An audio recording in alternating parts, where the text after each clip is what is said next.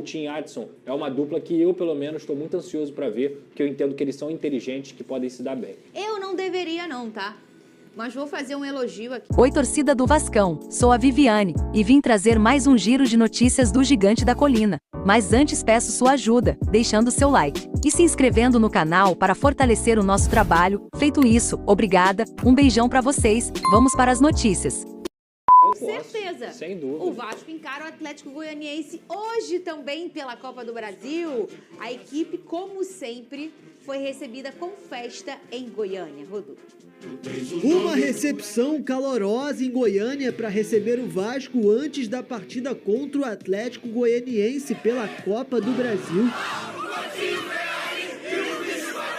Com muita festa para receber Felipe Coutinho, o jogo de ida das oitavas de final, mesmo sendo fora de casa, terá grande apoio da torcida cruz-maltina. O técnico Rafael Paiva deve ter mudanças no time. Adson pode retornar à equipe principal, enquanto Payet deve seguir como opção no banco de reservas. Para a alegria dos torcedores, Felipe Coutinho deve ser mantido entre os titulares. Do outro lado, o Atlético Goianiense vive sua maior crise na temporada, com 11 partidas sem vencer e na lanterna do Brasileiro. Em momentos distintos, a expectativa é de um jogo agitado e, mais uma vez, de torcida dividida no Antônio Ascioli. Cadê o sorriso novo dele? Ih, olha aí. Pedrosa, eu quero saber qual é a provável escalação do Vasco da Gama. A Vene já trouxe a do Flamengo, agora eu quero saber do Vasco da Gama. Uma boa escalação, ela começa com Léo Jardim, Paulo Henrique, o Maicon é uma dúvida, mas assim, ele deve jogar porque viajou, sentiu dores na última partida contra o Grêmio, mas deve jogar. Ao lado dele o Léo, Lucas Piton, Hugo Moura, Cocão, na direita o Adson retornando a esse time titular. Bom, né? No meio o Felipe Coutinho novamente sendo titular e tomara que dessa vez ele possa jogar em um campo decente para mostrar seu futebol. E lá o Antônio Ascioli é um estádio que tem um gramado muito bom. Na esquerda, o David e na frente o Verratti, um time que, na minha opinião, tem totais condições também de conseguir vencer o Atlético Goianiense nesse primeiro jogo fora de casa. Esse é o seu time ideal hoje pro Vasco? Sem o Payet 100%, esse é o meu time ideal. Principalmente se você pensar em um time que vai jogar fora de casa, né? Porque eu penso em Felipe Coutinho e Payet quando eles estiverem 100%. Com eles 100%, eles têm que jogar. Agora, você entendendo que o Vasco hoje vai jogar fora de casa, uma partida eliminatória, o David ele consegue, apesar de ter feito uma partida muito ruim contra o Grêmio, fazer uma recomposição melhor. E a verdade é que o David tem merecido essa oportunidade como titular, eu já citei aqui, o David já tem nessa temporada 10 participações em gols diretos. Então assim, nesse momento, eu entendo que esse time titular é o ideal. Depois vai voltar o João Vitor para poder também voltar para a zaga. Acho que o Vasco precisa urgentemente de contratar mais um zagueiro também, mas nesse momento eu entendo que o Rafael Paiva escala o Vasco do jeito certo. Não vai acontecer, mas caso o Michael não consiga, como é? Rojas. O Rojas faz isso. Rojas. Agora, Vene, essa questão do Adson, né? Como hoje é importante você ter um cara mais ofensivo que também recompõe.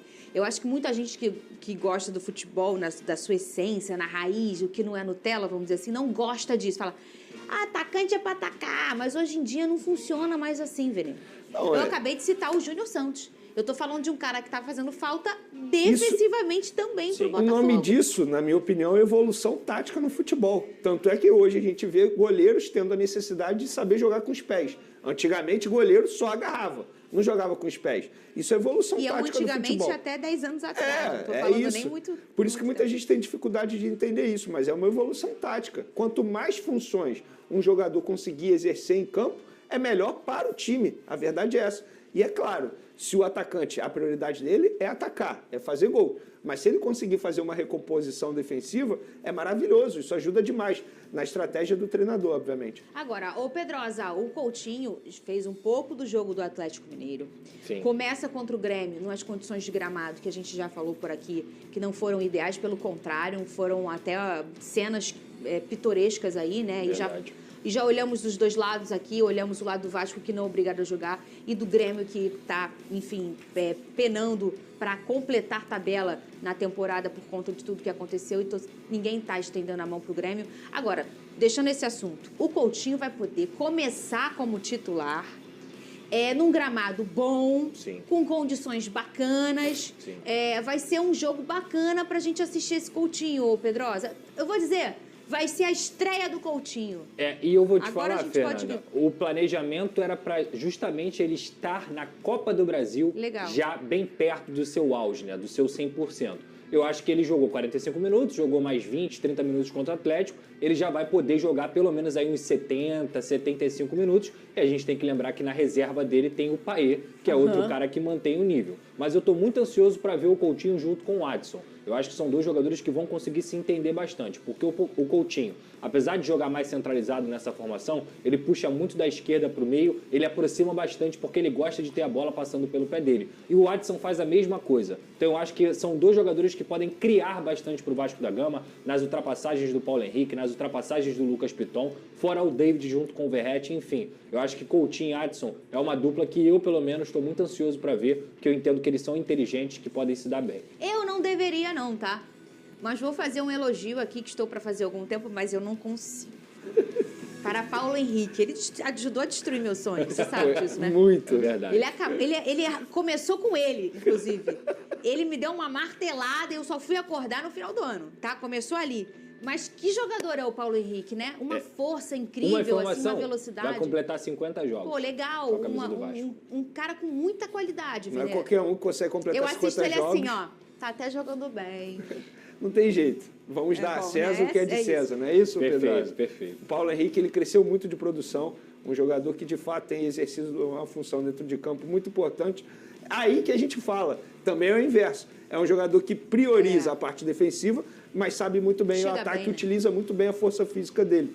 Vai pelo meio também. Então, de fato, é um jogador que tem crescido de produção. Parabéns ao Paulo Henrique por essa marca que o Pedrosa acabou de mencionar. Pra quem não entendeu, eu brinco, porque o Paulo Henrique fez um gol no Botafogo no ano passado, num jogo importantíssimo, um clássico. E sofreu o pênalti nesse ano.